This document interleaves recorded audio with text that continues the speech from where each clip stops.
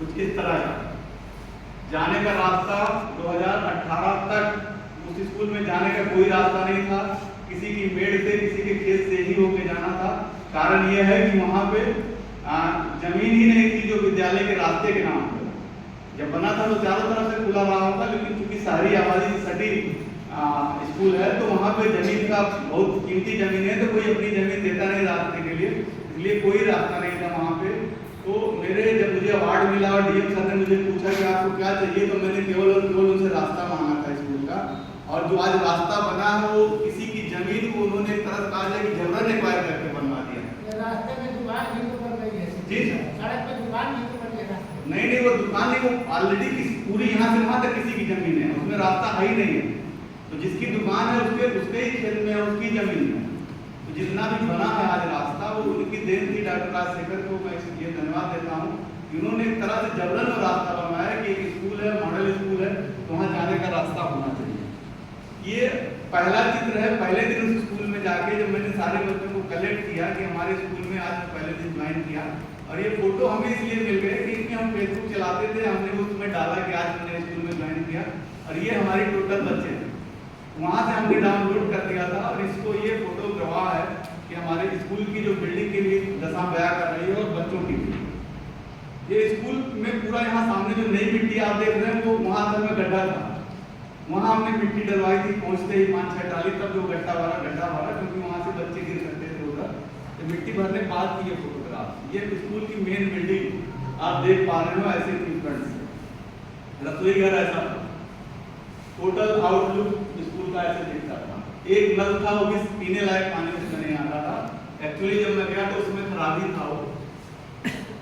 अंदर की बिल्डिंग की स्थितियाँ देख सकते हैं आप किस तरह की, दीवारें छत तो ऐसी थी कि मतलब उसमें जब बिल कराया हमने वो पंखा लगाने के लिए तो ऊपर निकल गया 1.5 इंच उसका, तो उसकी मरम्मत करा के ये हमारी शुरू की स्थिति थी। ये दिखाने का पर्पज ये है कि इतनी विकट परिस्थितियों में, इतने कम बच्चों में और इतने खराब संसाधनों में अगर आपकी हमारी इच्छा शक्ति है तो निश्चित तौर पे हम कुछ अच्छा करने की सोचेंगे। आज के प्रेजेंटेशन में जो महत्वपूर्ण चीजें हैं वो यही हैं कि सामुदायिक सहभागिता के लिए या किसी भी काम को करने के लिए अपने घर में, अपने स्कूल में, सबसे पहले हमारी इच्छा शक्ति होनी चाहिए। हमारा एक विजन होना चाहिए कि हम जिस स्कूल में काम कर रहे हैं हमारा स्कूल कैसा हो, हमारे बच्चे कैसे हों, हमारे जो 60 टीचर काम कर रहे हैं उनके साथ हमारी टीम भावना कैसी हो। ये विजन सबसे पहला एक लीडर के लिए, एक स्कूल लीडर के लिए सबसे ज्यादा जरूरी है कि वो उसका विजन कैसा हो। बाकी तो नौकरी हम सभी लोग कर रहे हैं, हमारे बहुत सारे टीचर बहुत अच्छा स्कूल में पढ़ा रहे हैं, कक्षाओं में पढ़ा रहे हैं, नॉलेजफुल हैं, सारी चीजें हैं, टाइम से जाते हैं, टाइम से आते हैं। लेकिन उनको ये लगता है कि हमारी ड्यूटी खाली इतनी है कि हम जाके अपने घंटे, जो भी हमारे घंटे हैं उसको, जो भी उनका सब्जेक्ट है पढ़ा दिया और बात खत्म हो गई। इसलिए स्कूलों का डेवलपमेंट, ओवरऑल डेवलपमेंट समाज को नहीं दिख पा रहा। आज समाज हमारा हमको आपको कंपेयर करता है प्राइवेट स्कूलों से, ठीक है। आप बताइए कौन से प्राइवेट स्कूल में आपसे ज्यादा पढ़ा लिखा, कौन आपसे ज्यादा ट्रेंड आदमी टीचर है, हमसे ज्यादा कौन? हमारे स्कूल में जो भी परिस्थितियां सकारात्मक है, नकारात्मक है, बहुत नकारात्मक परिस्थितियों में हम लोग बहुत अच्छा काम कर रहे हैं, लेकिन हम अपने काम को समाज के सामने प्रस्तुत नहीं कर पा रहे। उसका कहीं ना कहीं कारण है कि समुदाय से हमारी कनेक्टिविटी कम है। समुदाय मतलब केवल वो व्यक्ति नहीं कि जो आपके स्कूल में आके कोई दान दे जाए। समुदाय मतलब लोग समझते हैं सामुदायिक सहभागिता की बात जब करी जा रही है तो केवल चंदा मांगने की बात करी जा रही है, स्कूल में संसाधन जुटाने की बात करी है, ऐसा नहीं। सामुदायिक सहभागिता मतलब कि आपकी जो मूलभूत आवश्यकताएं हैं, पहले आप एक स्कूल में लीडर के रूप में जाते हैं तो अपनी आवश्यकताओं को चिन्हित करते हैं, उसको लिखिए कि भाई हमारी आवश्यकताओं में कई फील्ड हो सकते हैं। भौतिक संसाधन उसका एक पार्ट है कि बिल्डिंग नहीं है, पंखे नहीं है, स्मार्ट क्लास नहीं है, या टाटपट्टी नहीं है, सीट है, बेंच है, ये भौतिक संसाधन का पार्ट है। लेकिन क्या किसी स्कूल में केवल भौतिक संसाधन, सोने की बिल्डिंग बना दी जाए और बच्चे ना रहें तो अब ऐसा स्कूल आप अच्छा मानेंगे? हमें याद है कि 2017-18 में एक जिलाधिकारी महोदय जी लेके थे, उन्होंने क्या किया था, जैसे उस समय 5-6 स्कूलों में 10-12 लाख रुपए उस समय खर्च करके बहुत बढ़िया उन्होंने बिल्डिंग वगैरह इंफ्रास्ट्रक्चर करा दिया था। ग्राम पंचायतों से ऑपरेशन कायाकल्प नहीं चल रहा था उसकी पहले ही बंद था। लेकिन वो इत्तेफाक से जिन स्कूलों में किया उसमें एक दो स्कूल ऐसे थे जिनकी बिल्डिंग और इंफ्रास्ट्रक्चर पहले टाइल्स और सारी चीजें पहले हो गई जब ऑपरेशन कार्यकाल के पहले, लेकिन उन स्कूलों में जो टीचर्स हमारे आपके साथ ही काम कर रहे थे उनका ही कोई मोटिवेशन नहीं था, उनकी कोई दिशा नहीं थी। ग्राम पंचायत का पैसा था गया लग गया, लेकिन वो जो है उनकी इच्छा शक्ति नहीं हुई, वो नहीं जगे। तो स्कूल फिर धीरे धीरे वो बिल्डिंग पुरानी होती चली गई, पेंट टूटता चला गया, टाइल टूट गए, उन्होंने मरम्मत भी नहीं कराई। तो सवाल ये है कि हमारी इच्छा शक्ति सबसे, हमारी जो विजन है वो सबसे पहले होना क्लियर होना चाहिए कि हम जन सहयोग में किन चीजों में लें। जन सहयोग की जो बातें यहाँ पे होंगी या जो होनी चाहिए या जो मेरे विचार से जो महत्वपूर्ण तथ्य हैं, आप अगर चाहें तो कुछ लेके आए, इसको लिखिएगा भी। मैं कोई जरूरी नहीं है कि मैं बिल्कुल नई चीज बोल रहा हूँ, आप करते ही होंगे, फिर भी आपको कुछ लगे। तो जो सबसे पहली चीज होती है वो आपका गार्जियंस, जो जिसका बच्चा आपके स्कूल में पढ़ता है, या वो गार्जियन जिसका बच्चा आपके गांव में होते हुए आपके यहाँ नहीं पढ़ता है, उसके साथ आपकी कनेक्टिविटी कैसे। दो तरह के गार्जियन हैं, जिनका बच्चा पढ़ता है उनको कैसे आप स्कूल के साथ कनेक्ट करें, उसका फायदा क्या है। उनको स्कूल के साथ सबसे पहले उनको कनेक्ट करिए जिनके बच्चे पढ़ते हैं। जब उनको आप कनेक्ट करेंगे तो 4-5 तरह के फायदे होंगे। पहला तो यह है कि आपकी नियमित उपस्थिति स्कूलों में बढ़ेगी। उसके लिए हम ये फॉर्मेट ना देखें कि हम 10 बजे से या 7 बजे से 8 बजे से हमारा जो भी स्कूल टाइम है 2 बजे तक 1 बजे तक उतने देर ही काम करना पड़ेगा। उसके लिए आपको आगे पीछे भी आधे घंटे टाइम देना पड़ सकता है। और टाइम एंड मोशन जीओ में जिसके अकॉर्डिंग आज हमारा विभाग संचालित हो रहा है, सारे नियम कानून उसमें ऑलरेडी ये दिया गया है कि आधे घंटे आपको ऐसी चीजों के लिए रिजर्व रखा गया है स्कूल आवर के बाद। तो आपको कम्युनिटी से सहयोग का फायदा ये होगा कि बच्चे को नियमित स्कूल भेजेगा वो गार्जियन। दूसरा, उसका जो आप होमवर्क देते हैं, जो भी घर के लिए काम देते हैं, वो कम से कम घर पे बैठेगा, उसके साथ उसको गाइड करेगा, उसको देखेगा कितना काम किया कितना नहीं किया। तो आपके जब बच्चा घर पे बैठने लगाएगा, आधे घंटा भी बैठा 1 घंटा भी बैठा, तो निश्चित तौर पे हम सभी अपने स्कूलों में देखते हैं जो भी बच्चा अपने घर पे पढ़ाई करता है वो आपके दूसरे बच्चों की अपेक्षा ज्यादा जो है मुखर होता है, ज्यादा अच्छा होता है पढ़ाई में, सोशल एक्टिविटीज में भी वो ज्यादा अच्छा होता है। अगर आप स्कूल में कोई कार्यक्रम करते हैं तो वही बच्चे आपको आगे आगे दिखते हैं। इसके लिए जरूरी है कि आप कम्युनिटी को बुलाएं स्कूलों में। 10 साल पहले या 7-8 साल पहले, ज्यादा पीछे ना जाइए, तो हमारे पुराने जो टीचर थे वो नहीं चाहते थे कि स्कूलों में कम्युनिटी के लोग आए। लेकिन आज चाहे एसएमसी की बैठक है, चाहे हमारे जितने भी नए टीचर आए, उन लोगों ने फैक्ट किया कि कम्युनिटी को जोड़ा, छोटे छोटे कार्यक्रम करके, कभी मदर्स को, कभी पेरेंट्स को बुलाए, आज वार्षिकोत्सव हो, आज स्कूल है, आज ये है, आज वो है, छोटे छोटे कार्यक्रम करके बच्चों से। हर जितने भी त्योहार होते हैं आज आप सबके स्कूल में मनाए जाते हैं, और जब हम लोग त्योहार मनाते हैं तो उसमें कम्युनिटी को बुलाते हैं, उनके मदर्स को बुलाते हैं, उनके पेरेंट्स को बुलाते हैं। उसका फायदा ये होता है जब वो देखता है कि ये सरकारी स्कूल जिसको केवल खिचड़ी खाने के लिए लोग जानते हैं, वहाँ के टीचर हमारे बच्चों के साथ कैसी तपस्या कर रहे हैं, क्या कर रहे हैं। अभी कल जो है जो आपका मध्याह्न भोजन के तहत खाना खिलाना, ताजा एग्जाम्पल आप देखिए। मुझे पता है कि आप में से लगभग सारे लोगों के स्कूल खुले रहे होंगे, आपने सबने अपनी क्षमता के अनुसार खाने बनवाए होंगे, सारी चीजें किया होगा। लेकिन कुछ लोगों ने अभी क्या होगा कि स्कूल बंद भी रहा होगा संडे के नाम। हम ऐसे लोगों से कंपेयर करने ना जाए, हम अपना विजन बनाएं कि हमें क्या करना। हम जनरलाइज नहीं कर रहे हैं, सबको नहीं कर रहे हैं, लेकिन कुछ जरूर रहे होंगे जो नहीं खुले होंगे संडे। तो हमें इसके लिए आगे आना पड़ेगा, कम्युनिटी को जोड़ना पड़ेगा। तीसरा क्या है, अगर आप कम्युनिटी से कनेक्ट होते हैं, समुदाय से, जिस बच्चे के माता पिता से जिसके बच्चे आपके यहाँ पढ़ते हैं, अभी डीबीटी का पैसा गया है, मतलब उसमें कहानी यह है कि 50% बच्चे, 20-60% बच्चे ड्रेस में पिछले 2 सालों से दिखते हैं। उसका रीजन क्या है? उसका रीजन यह है कि हम कम्युनिटी को सेंसिटाइज नहीं कर पाए, उस पेरेंट्स को संवेदनशील नहीं बना पाए। वही पेरेंट्स जब उसका बच्चा प्राइवेट में पढ़ता था कोविड के पहले, तो टाई बेल्ट, जूता मोजा सब कुछ ले जाके अपडेट रखता। वही कोविड के दौरान हमारे स्कूलों में आ गया, बिना ड्रेस आने लगा, तब सरकार कौन सा पैसा उसको दे देगी। हम नहीं कह रहे कि उसको पैसा नहीं मिलना चाहिए, उसको पैसा मिलना चाहिए। तमाम सारे गार्जियंस ऐसे हैं जिनके खातों में पैसे गए, उन्होंने खाद बीज खरीद लिया, उन्होंने कोई दूसरा काम कर लिया, खाने पीने खर्च कर लिया, लेकिन ड्रेस नहीं खरीदा बच्चों। तो हम अगर कम्युनिटी के साथ, उस पेरेंट्स के साथ कनेक्ट हैं, अच्छे से आत्मीय संबंध हमारे हैं, तो निश्चित तौर पे वो गार्जियन बिना पैसे और जिन भी स्कूलों में आज 100% बच्चे ड्रेस में दिखते हैं, 90%, 85%, निश्चित तौर पे वहाँ के टीचर्स का अपने समुदाय के साथ अच्छा कनेक्शन है, तभी वहाँ के बच्चे 100% दिख रहे हैं। अनलेस सारे स्कूलों में 100% आधार होना अलग बात है, सीटेड नहीं है, उनके पेरेंट्स के खाते डॉर्मेंट हो गए, इस नाते नहीं पैसा गया, कई परिस्थितियों में सब कुछ ठीक होते हुए भी पैसा नहीं गया। तो अगर हम खाली ये कहेंगे कि सरकार जो पैसा भेजेगी तभी हमारे स्कूल के बच्चे ड्रेस में आएंगे, नहीं, हम अपना एफर्ट डालें, हम उनके परिवार को बुला के बताएं कि आपके बच्चे के लिए ड्रेस में होना कितना जरूरी है और क्यों जरूरी है। इस नाते, क्योंकि अगर वो ड्रेस में नहीं आएगा, दूसरे बच्चे जो साफ सुथरे वेल ड्रेस आते हैं उनकी अपेक्षा ही भावना से ग्रसित होगा, उसका मन नहीं लगेगा, उसको हमेशा लगेगा कि या तो हम बहुत गरीब हैं या तो हमारे साथ कोई ऐसी है। ड्रेस में होने का फायदा केवल इतना नहीं कि बच्चे एक प्रारूप में दिखते हैं।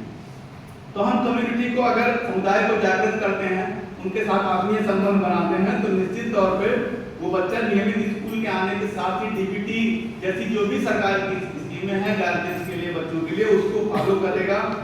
दूसरा जो है, एक बड़ा काम जो है और जरूरी है सुरक्षा का, क्योंकि सबके स्कूल ऐसे नहीं है कि मेरे जैसे शहरी इलाके सटे हैं और सीसीटीवी कैमराज लगे हैं उसकी सुरक्षा कर रहे हैं।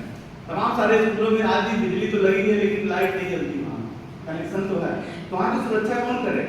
आप ही लोगों में से बहुत सारे लोगों ने काम किया है। जहाँ कम्युनिटी जागरूक होती है तो वहाँ के पेड़ पौधों की, वहाँ की बिल्डिंग की, वहाँ की सारी चीजों की रखवाली करती है, वहाँ पौधे ले जाकर लगाती है, वहाँ छोटे छोटे हेल्प भी कर देती है। जो भाई पैसा नहीं दे सकता कम्युनिटी ना, उसको अगर 1 घंटा श्रम करना है अपने बच्चे के विद्यालय में, आपने उसको जागरूक कर दिया तो निश्चित तौर पर कर देंगे।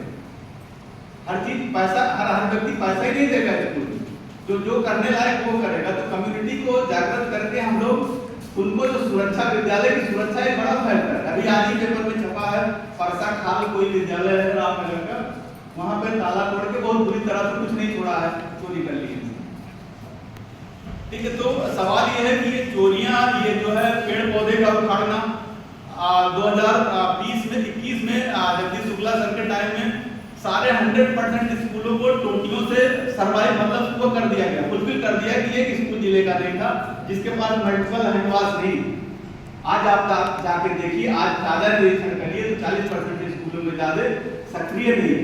आपका कोई दोष नहीं है, हमारे टीचर्स का दोष नहीं है कि किसने लगवाया नहीं, किसने लगवाया, लेकिन वो गांव वालों की लगता है कि सरकारी संपत्ति मतलब ये जो है इसको नुकसान करने के लिए ही बनी है। ट्रेन का सीट काट ले जाएंगे, पर्दे काट ले जाएंगे, चद्दर उठा ले जाएंगे, स्कूल में कोई अच्छी चीज लगी है, पौधा है, उनके भले किसी काम करना, उसको तोड़ देंगे, नुकसान कर देंगे। तो ये सेंसिटिविटी हम कैसे ला सकते हैं? यहाँ समुदाय को जोड़ने की जरूरत है कि हम समुदाय को जागृत करें, उनकी मीटिंग बुलाएं, उनको छोटे छोटे कार्यक्रम में बुलाएं, उनको समुदाय जुड़ता कैसे इसका भी तरीका बताता हूँ। समुदाय को कुछ नहीं देना, अगर आप केवल उससे 2 शब्द किसी एक दिन में आप सारे गांव को कनेक्ट भी नहीं कर पाएंगे। एक गार्जियन को बुलाएंगे, उसको प्यार देंगे, उसको चाय, हम लोग स्कूल में चाय बनती है, पीते हैं, हम लोग नाश्ता करते हैं, अगर उनको अपने साथ बैठाएंगे, उनको प्यार देंगे तो निश्चित तौर पर वो आपके साथ कनेक्ट हो जाएंगे।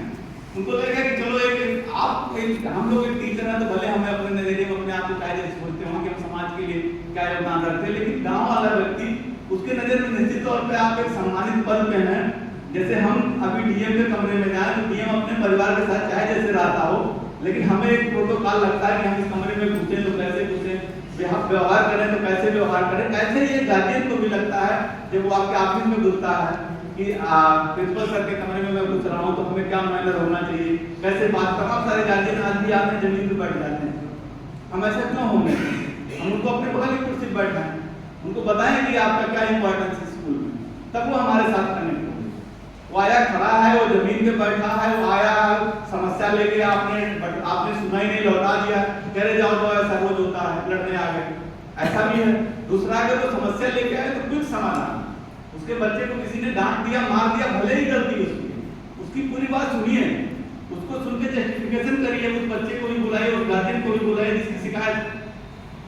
जब दोनों के सामने अगर आप बड़ी सी बड़ी घटना को एक बार वायरल कर देंगे तो कोई आगे बात नहीं बढ़ेगी। कितने नाम तो हर साल इसलिए कट जाते हैं कि 2 बच्चों में लड़ाई हुई, फिर वो पता चला कि टीचर ने उसको गंभीरता से नहीं लिया और एक पार्टी नाम कटा के, कई बार दोनों बच्चे नाम कटा के चले जाते हैं। इस स्कूल में कौन पढ़ेगा जिसका बच्चा रोज मार खाता, जो लड़ाई करता, कौन भेजता ऐसा गार्जियन? तो हमें कम्युनिटी को हमें जोड़ के ये भी करना होगा कि हमें उसको प्रॉपर सम्मान ध्यान देना होगा, हमें उसको प्रॉपर उसकी संसाधन जो स्कूल के संसाधन उनके साथ जोड़ना होगा कि भाई ये पौधा लगा है, ये गर्मी की छुट्टियां हो गई 1 महीना 40 दिन 35 दिन जो भी हुआ, उतने में तो कोई एक पौधा गर्मी की छुट्टियों में सूख जाए, कितने दिन कोई 40 किलोमीटर जाके पानी दे आएगा, हम तो दे आएंगे भाई, अपने घर से निकले 1.5 किलोमीटर पहुंच जाएंगे, लेकिन जो परशुरामपुर पोस्ट होगा, जो रामनगर पोस्ट होगा, कैसे जाएगा? तो हमें कम्युनिटी को कनेक्ट करके उन्हीं अभिभावकों के सहारे ये काम कर सकते हैं, जो उन पौधों को उन गर्मियों में भी जिंदा रख सकते हैं। तीसरा जो है होमवर्क की बड़ी समस्या है, होमवर्क किया जाता है तो बच्चे करते नहीं, अभी वर्कबुक आ गई, पता चला बच्चे एक बार में जो बच्चे तेज है पूरा पढ़ दे रहे हैं एक दिन में, शुरू से अंत तक पढ़ डाल। तो इस पे निगरानी रखने के लिए कि एक होमवर्क है तो उसको डेली कर रहा है कि नहीं कर रहा है बच्चा, इस पे भी हम लोगों को ध्यान देने की जरूरत है।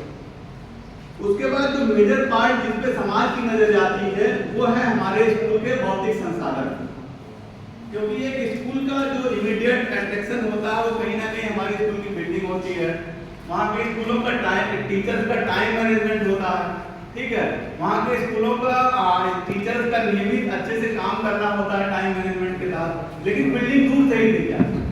हम आप भी कहीं अगर किसी गांव के किनारे गुजर जा रहे हैं और एक बार भी अच्छी सी बिल्डिंग दिख रही, रंगी पुती, पूरा बेल हो, तो खुशी होती है, अंदर से खुशी होती है। तो स्कूल के बच्चों का जो स्वच्छता होती है ये भी प्रभावित करती है। अब स्कूल के बच्चे छुट्टी हो रही है, बटन टूटे निकल रहे हैं, पैर में चप्पल भी नहीं है, तो वो गार्जियन जो सोचता है कि हम अपने बच्चों को स्कूल में पढ़ाने, कितनी अच्छी आप पढ़ाई कराते हैं, वो बोलेगा यार स्कूल में पढ़ाने से क्या फायदा है, हम इतने गंदे बच्चे पढ़ते हैं। वो स्कूल में देखने नहीं आता, वो उसी बच्चे को देख के हमारी आपकी योग्यता को और सारी चीजों को रीड कर लेता है। तो स्कूल के बच्चों का जो स्वच्छता से रिलेटेड जो भी चीजें हैं, उनके बाद जो भी कपड़ा एक ही ड्रेस है उसी को मेंटेन करना है। तो हमें इसके अलावा जो मेन चीज फोकस होता है, जो आज के समय में दिख रहा है, हमारी बिल्डिंग, अब बिल्डिंग के अंदर के भौतिक संसाधन, इसमें भी समुदाय का बहुत बड़ा रोल हो सकता है।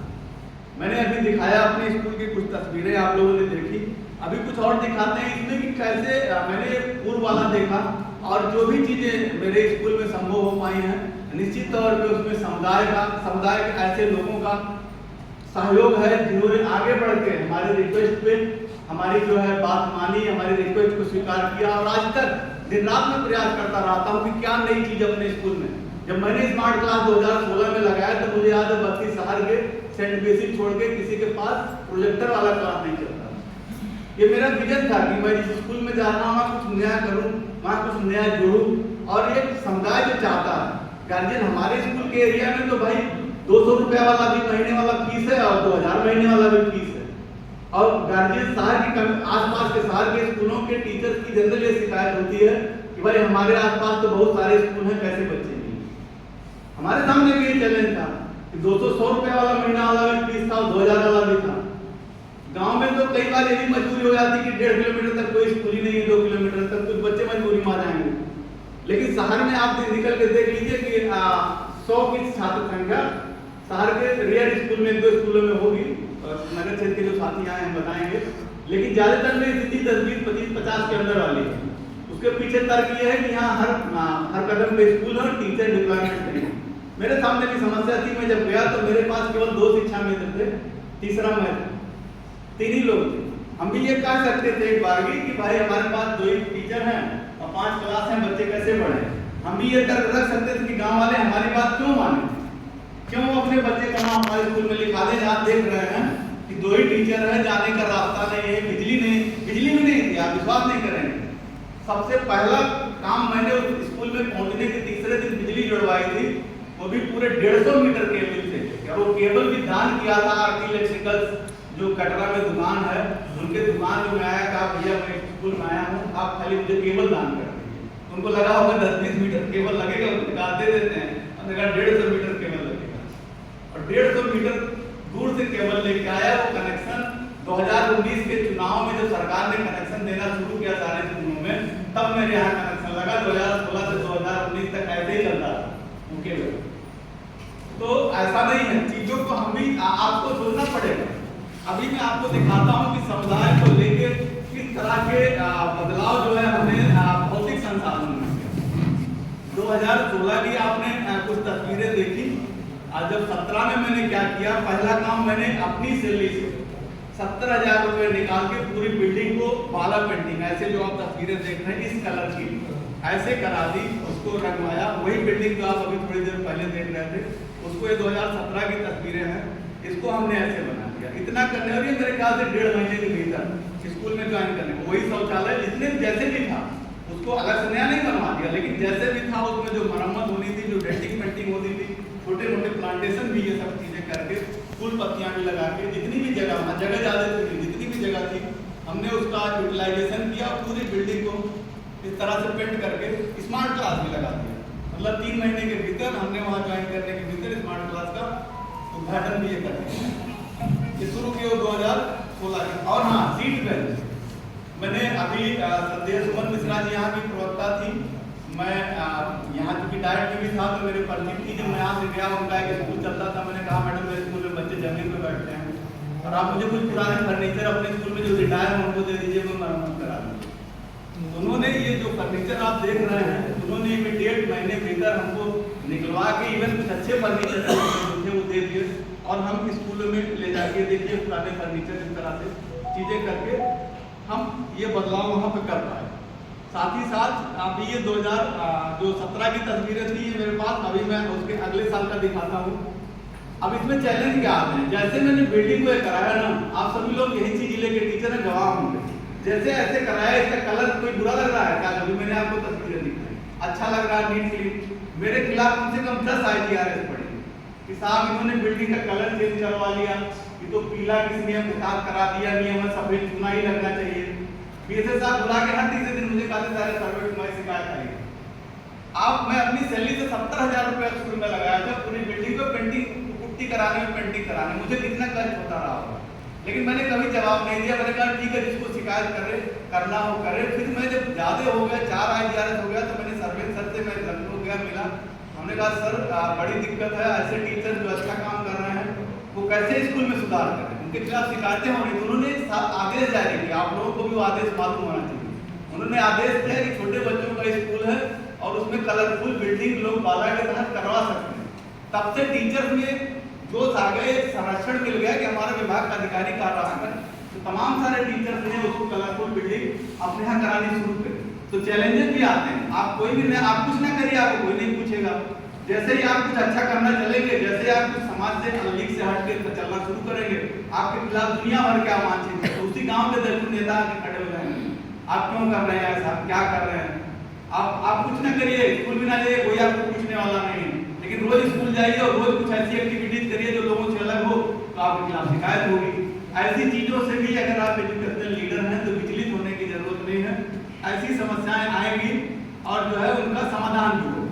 फिर 2018 की कुछ तस्वीरें, थोड़ा सा मैंने उसको फिर लुक चेंज किया और कुछ इस तरह से बाला पेंटिंग, गोंडा से एक पेंटर है जिसने BSA आपके सभी पेंट किया, मैंने उसको बुलाया 2018 में। मैंने कहा भाई मेरे बिल्डिंग को जो है थोड़ा और रिनोवेट करो। फिर क्लास के भीतर भी इस तरह से बाला, सारी चीजें वही बिल्डिंग कुछ इस तरह से आपको दिखने लगी। ऑफिस वगैरह कुछ चीजें ये मेंटेन हो गई 2018 में।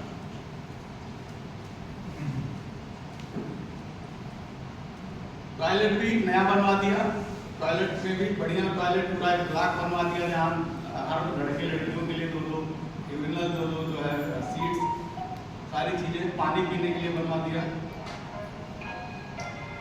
ये हमारी उस समय की छात्र संख्या भी हमारी 255 हो गई थी पढ़ के, क्योंकि छात्र संख्या हमारे यहाँ एडमिशन को लेकर भी एक चीज बताना चाहेंगे। हम क्या करते हैं, आप लोग भी मन करें तो लागू करिए, क्योंकि हमारे यहाँ स्कूल में छात्र संख्या हमारी जो लिमिटेड हमारी संख्या है, जो मतलब स्कूल का जो इंफ्रास्ट्रक्चर है वो 150 बच्चों को बैठाने के लिए पूरा है। 5 क्लासरूम मतलब 3 बच्चे 15 या 4 बच्चे 20, ज़्यादा 200 बच्चों को हम बैठा सकते हैं, लेकिन हमारा एडमिशन 300 के आसपास होता है, 302, 280, 270। बाकी जो हमारे पास अभी, जैसे हमने क्या किया, जुलाई में एडमिशन बंद कर दिया। अभी जो हमारे पास बच्चा आता है हम उसको कहते हैं तुम आओ, पढ़ो, खाओ, जो भी जो स्कूल की संसाधन है उसका प्रयोग करो, लेकिन हम एडमिशन आपका करेंगे। ठीक है, तो हम उसकी एक वेटिंग रजिस्टर बनाए। हमें किसी भी साल पिछले 3 सालों से एडमिशन के लिए कोई अभियान नहीं चलाना पड़ता 3-4 साल। तो वेटिंग रजिस्टर में जितने भी साल भर हमारे पास बच्चे आते हैं, हम उनका नाम लिखते हैं, उनके पेरेंट्स का नाम लिखते हैं, मोबाइल नंबर लिखते हैं और उस रजिस्टर को लाइव करते हैं। उस पर नजर रखते हैं बीच में भी। अगर बच्चा आ रहा है स्कूल में तो भी अच्छी बात है, या आके टच करके लौट गया तो भी कोई बात नहीं है। फिर हम उसको मार्च में ढूंढते हैं। मार्च में 31 मार्च, 28 मार्च, 27 मार्च को हर साल अपना वार्षिकोत्सव करते हैं। उसमें उन बच्चों को बुला के वहीं पे एडमिशन करते हैं। उन बच्चों को एक किट भी देते हैं, जिसमें कुछ किताबें होती है, कुछ कापियाँ होती है, कोई बैग होता है और भी कुछ स्टेशनरी की चीजें होती है। तो हर साल मैं क्या करता हूँ, अभियान चला के 1 अप्रैल को हमारी जो भी ट्रेन है मैं पूरा कर लेता हूँ। हम ठीक है, हम बच्चे आएंगे लौटाएंगे नहीं उनको, लेकिन हमारी जो क्षमता है वो क्षमता से ज्यादा एडमिशन हर साल अपना किए रहते हैं। तो हम उसके लिए साल भर प्रयास करते हैं, केवल हम स्कूल चलो अभियान में प्रयास नहीं करते। हम साल भर कहते, कोई 6 साल का बच्चा अगर स्कूल के सामने गुजरता हुआ दिख गया तो पता करवाते हैं रसोईया से किसके घर का बच्चा है, इसको बुला लो। इससे कह दो ऐसे आए 6 महीने स्कूल में, और नजर उस पर रखते हैं कि अगले साल स्कूल आना है स्कूल। तो अगर हम अप्रैल में जब सरकार कहेगी स्कूल चलो अभियान चलेगा, थोड़ी कोई बच्चा मिलेगा, प्राइवेट में चला जाएगा। जब हम 5 साल से उस बच्चे पर नजर, अभी तो बाल वाटिका कॉन्सेप्ट आ गया, कई सारे स्कूलों में बाल वाटिकाएं चल रही हैं, तो 5 साल से बच्चों पे जब नजर रखना शुरू करेंगे तब मेरे स्कूल में शॉर्टेज नहीं होगा बच्चों का। अगर हम 6 साल पे खोजने निकले तो कोई नहीं मिलेगा, क्योंकि सब अभी तक तो प्राइवेट स्कूल का कम था। इस साल तो मेरे ख्याल से अगर मैं हाथ उठाऊं तो सबके यहाँ छात्र संख्या घटी होगी। इस साल अगर हाथ उठाऊं तो सबके यहाँ छात्र संख्या घटी होगी, और मेरे यहाँ भी घट गई है। 280 बच्चे थे, 256 बच्चे हैं। ठीक है, मतलब जो गए आए अलग, लेकिन गए तो हमारे यहाँ लगभग 56 बच्चे कक्षा 5 से निकले, प्लस जो है 44-45 बच्चे ऐसे निकल गए जो निपुण हो चुके थे। सबका दर्द वही है जो आपका हो, मेरा भी दर्द है। जो अच्छे बच्चे थे उनके बगल वाले कहते हैं भैया आपका बच्चा बहुत अच्छा हो गया, तो प्राइवेट में पढ़ा लो, चलो बढ़िया पढ़ने लायक हो गया।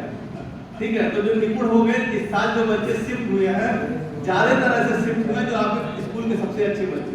ये भी हम लोगों का दर्द है, ये समाज को नहीं दिखाई पड़ता। तमाम सारे हमारे साथी सर इस बात को मानने के लिए तैयार ना माने सर, लेकिन आज समाज बोल रहा है कि अध्यापक को ये अगर आभास हो, हाँ मैं यही कहा, मैं क्या अपने बच्चों को क्यों निकालेगा? दर्शन जी मैं यही कहा, हम कहीं ना कहीं हमारी भी जिम्मेदारी है कि हम, सही बात है, गार्जियन को ये भरोसा नहीं दे पा रहे गार्जियन को जो निकाल, हम भी कम, हमारी भी काम, अपनी कमजोरी मानने से नहीं, पीछे नहीं हटना चाहिए। हमारा आपका गैप कहीं ना कहीं है कि हम गार्जियन को नहीं समझा पाए, प्राइवेट वाले ने समझा लिया, ये उसकी मजबूती है कि उसने समझा लिया, हमारी कमजोरी है। तो हम कम्युनिटी के साथ, गार्जियन के साथ जब टच में रहेंगे तो निश्चित तौर पर इसका भी थोड़ा कम इफेक्ट पड़ेगा, लेकिन थोड़ा कम होगा। तो ऐसा ये दर्द हम सभी का है कि इस साल तो हम ये कह रहे हैं कि जब अप्रैल में हम अगर स्कूल चलो अभियान चलाएंगे, हर गार्जियन इतना जागरूक है कि 3 साल से अपने बच्चों को स्कूल भेजना चाहता है, लेकिन 3 साल से कहाँ भेजने, जो हमारे पास नियम है कि हम 6 साल के बच्चे का एडमिशन करेंगे। और जब तो वही मैं 6 साल ही का, 6 साल ही 5.5 प्लस किया। आप लोगों के लिए जानकारी बता दूं, 5 साल 7 महीने से 5.5 प्लस हो गया, 5.5 प्लस रिलेटेड में आपको पूछना चाह रहे हैं। हाँ मैं कप्तान की क्लास में हमारा समस्या ये है, जिससे समस्या नहीं है, जानकारी आप लेना चाहते हैं। इससे हमारे कुछ बच्चे पढ़ते थे पिछले साल, तो वो उसमें निपुण हो गए थे,